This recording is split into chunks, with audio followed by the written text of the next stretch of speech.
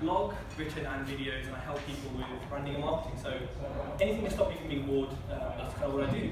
So my tips today are kind of going to be applicable to everyone, because some of them are kind of early stage tips, some of them are middle, and some of them are more when your brand is more mature. So I've got 6 or so tips, I think, to share with you about building a business brand. Now, they're probably going to be quite similar to what Marielle was going to say about personal brand, because I think from the sounds of most of us are in quite small businesses. So my first point is, and this applies to anything in life, know your why. So why are you in business? Why this business? Why you? Why should people work with you? Why are you better than your competitors?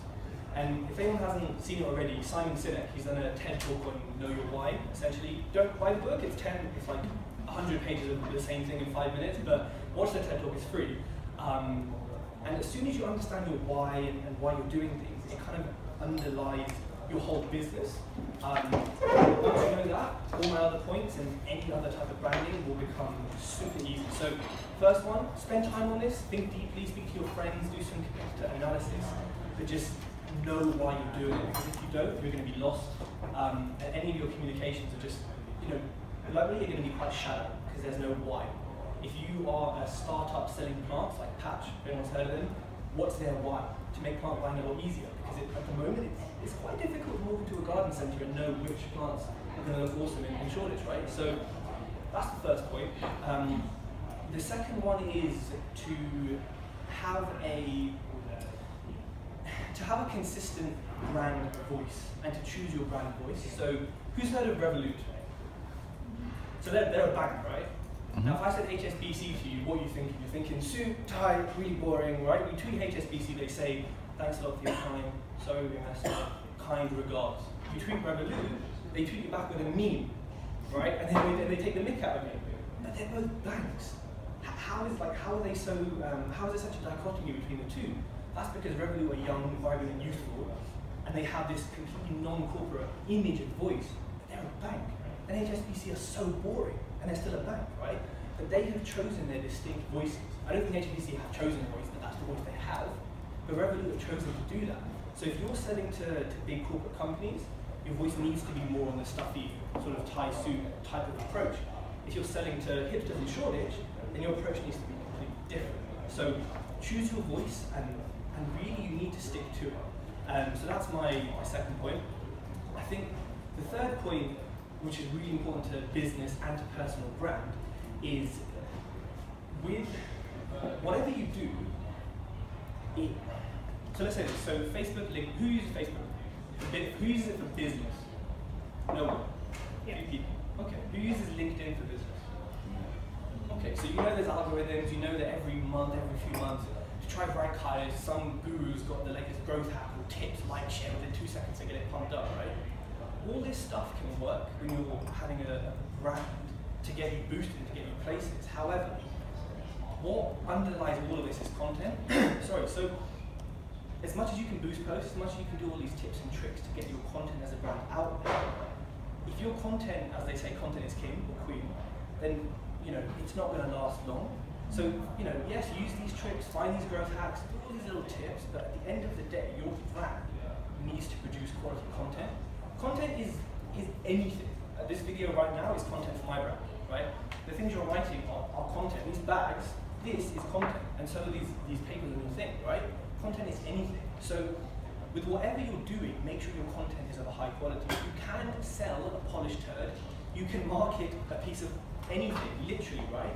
But if you're marketing something that's meaningful, has a deep connection to you, and strong content, then it's going to last longer, right? You look at brands that don't last long and you see what they're selling or what they're doing is quite shallow. If you're producing videos, podcasts on really important topics to your customers, that you're going to build authority and build influence.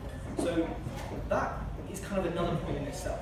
If you have a brand, whether it's personal or business, you have a decision to make. So you can either be an old school business who make chairs, right? You can be a chair making business, and the old school way is we make chairs. Here's our website. Here's our thing. The new school way is to actually build authority, to write blogs on why the certain shape of a chair is better for the human ergonomics, why back support is good for our physiology. Like, if you build this authority in your businesses, people will want to come to you. So, for as an example, who here has spoken to recruiters before? I'm one of them.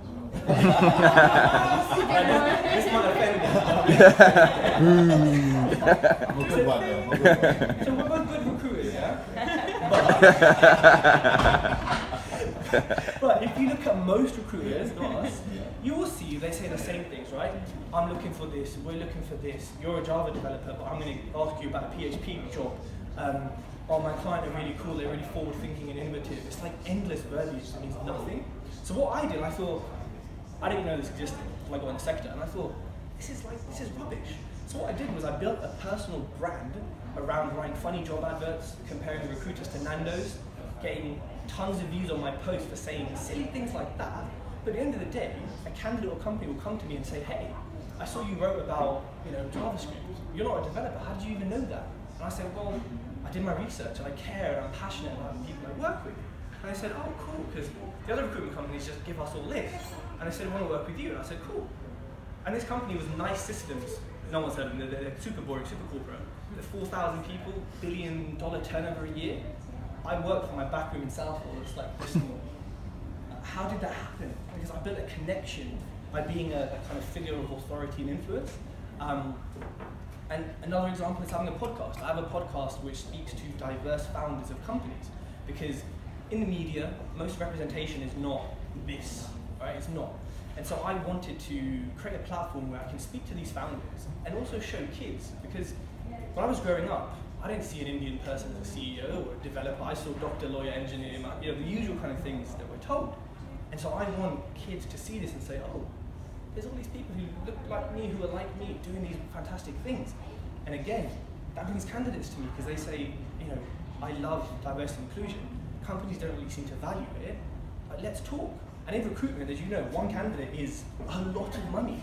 It's your bills for the year sometimes, some of the fees you're working with. And that's the power of having influence and producing the right content for your audience. And the next tip, again, which underlies anything in life, is consistency. And I know you mentioned that, Keon. So with consistency, there's two types of consistency. There's a consistent brand.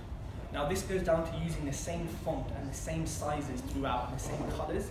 Look, not many people are going to notice you haven't done that, but why not spend 10 minutes extra and just be super slick and flawless? Now look at the biggest brands in the world. You will not see a size different. You will not see a font different or anything. They have a brand pack. You don't really need to make a brand pack unless you have 5 or more people, I guess. But there's consistency in that aspect, right? And if you think, I can't bother to post, you're being lazy, that's another type of consistency. Social media takes time to build an influence, to build a following. Look at Gary Vaynerchuk. Everyone knows Gary Vee? Yeah. Very American, very in your face. But he took his wine company from a couple mil to 14 mil in, 3 years? Something crazy because of social media. It took 3 years. That's 3 years of your life, right? So the things with social media, we all have to understand, and when we have a brand, is that no one gives a crap about you at the start. No one gives a crap about you after about 3 or 4 months. It's when you start to produce great content consistently, build an influence that people care about. So as soon as you have that understanding, and you understand it, the kind of tedious, the long process becomes a lot easier. And the other half of consistency is actually doing it. So who's heard of Buffer? Yeah, Postify, things like that. So they basically schedule your social media posts for anyone who hasn't used them before. So they're free to an extent. Sunday night, you go on, post all your thoughts, schedule them at the best times to post, which is on the internet, and for the next month, your social media is sorted. If it's as easy as that, why can't we be consistent? And also, a little quick tip, Postify and Buffer are both free to a certain extent, right? So use both and get it free to an even bigger extent, right? You don't have to pay for it. It's only 10 quid a month anyway. But these kind of things will save you so much time.